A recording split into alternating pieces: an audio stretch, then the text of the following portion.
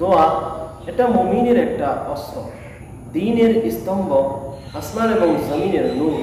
মুস্তাদরিক হাকিম হাদিস নাম্বার 1812। আল্লাহ পাক রব্বুল আলামিন আমাদেরকে বেশি বেশি করে দোয়া করার তৌফিক দান করুন। কারণ রাসূল পাক সাল্লাল্লাহু আলাইহি ওয়াসাল্লাম অপর হাদিসে বলেছেন, আদ-দুআউ মুখুল ইবাদা, দোয়া হচ্ছে ইবাদতের মগজ।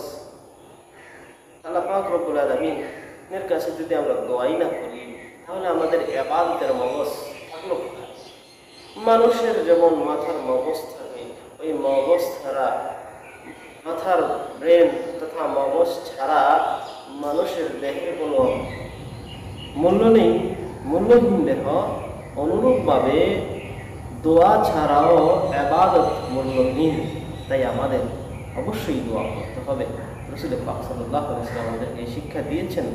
আল্লাহ পাক রব্বুল আলামিন কোরআনুল কারীমের মধ্যে ইরশাদ করে দিয়েছেন, ফাইযা ফারাগতা ফানসাব, হাবিব আপনি যখন নামাজ থেকে অবসর হবেন তখন আমি আল্লাহ তাআলার দরবারে দোয়া করুন, আমি আল্লাহ তাআলার দরবারে প্রার্থনা করুন। এটা তো আল্লাহ তাআলার শিক্ষা, উম্মতের জন্য বড় একটা নিয়ামত। আল্লাহ তাআলা আমাদেরকে বেশি বেশি দোয়া করার তৌফিক দান করুন। আমিন। আসসালামু আলাইকুম ওয়া রাহমাতুল্লাহি ওয়া বারাকাতুহু।